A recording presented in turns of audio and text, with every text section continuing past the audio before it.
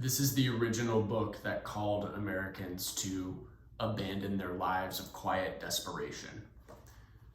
Walden by Thoreau was written by Thoreau when he was living in Walden. That's the title of the book. He lived by himself and self-sufficiently on a plot of land that was owned by Ralph Waldo Emerson, a friend of his. He built the hut by himself and he wrote this there. In order to approach this book, you really do need a hard copy. You need to be able to quiet everything around you as much as possible. Now more than ever, it's very important to be in a quiet place to read this. So whether that's your home, whether that's in an Eno hammock in the woods somewhere, just seriously, be sure that you're away from your normal life. Don't have your phone on you. Don't be wearing some kind of smartwatch. Preferably be somewhere where someone won't walk by and interrupt you. Otherwise, a lot of his more subtle points and arguments might just kind of pass you by if you're just skimming his text. One thing that I do have against this book is that he has a bit of a tendency towards hyperbole. So every point that he makes kind of an extreme case, but also in his defense, that was kind of what he was setting out to do. At the opening of the book, he has a quote which reads, "I do not propose to write an ode to dejection, but to brag as lustily as Chanticleer in the morning, standing on his roost, if only to wake my neighbors up."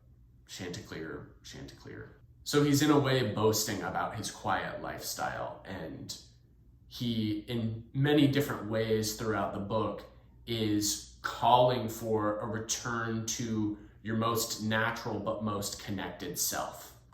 This is also more or less the origin of minimalism, or at least the earliest work that we have about minimalism in America. About 84, 85 pages into the book, he begins to cite this refrain, which is simplify, simplify, simplify. And he points out that instead of owning 50 plates, you should own 5, and so on. He also states in the book that he believes every writer should lay out very plainly who they are, what they're about, and what they're striving towards. And he does a really good job of that. He even gets down sort of comedically to the very specifics of the house that he's living in and the possessions that he owns at Walden.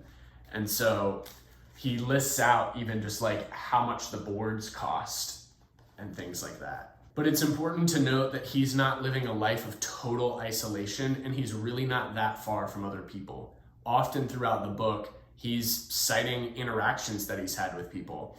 He occasionally, sort of in a way that calls to mind like Don Quixote or somebody similar, he has these wild imaginings about what it would be like to own certain properties or live a certain life. And really, this book is full of imagination. His life is simple, but his academic pursuits are what take up his entire day, or rather his philosophical pursuits. And his main aim, as he makes very plain, is to write these down in a book.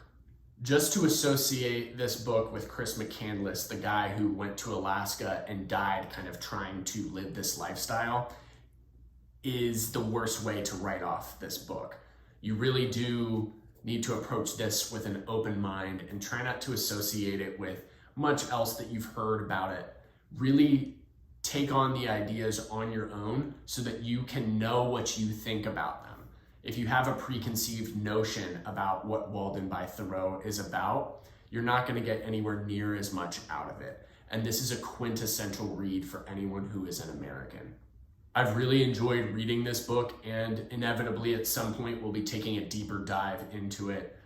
I'm also on a bit of a classics kick, and we'll be reading or rereading a few of the most essential works of American literature soon. So if that's something that you'd be interested in hearing just a few thoughts about before you maybe pick one of those works for yourself to dive into, consider subscribing. If not, hope you have a good day.